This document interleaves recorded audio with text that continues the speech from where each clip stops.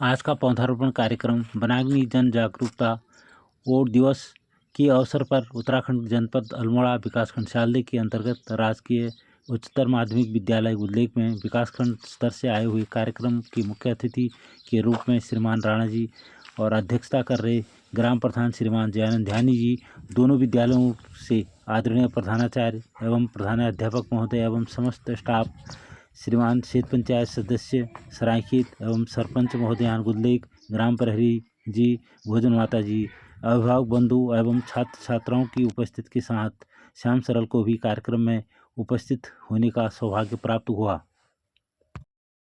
ये fire season चल रहा है। फायर सीजन कब होता है?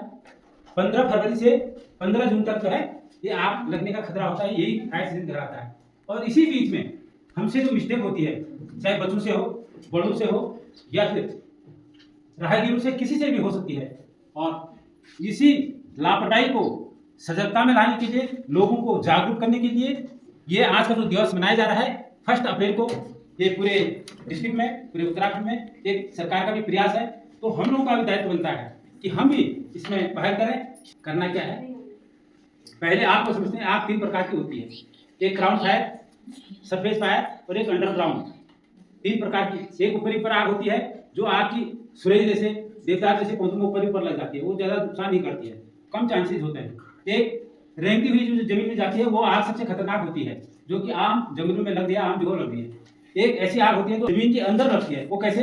जैसे कि पेड़ सूख गया, खूंटी है उसकी बची हुई, जंगल में आग लगी, खूंटी ने आग पकड़ी और धीरे धीरे जहां तक ऑक्सीजन मिलती है, उसकी जड़ें जहां तक होंगी वहां तक आग लगती है।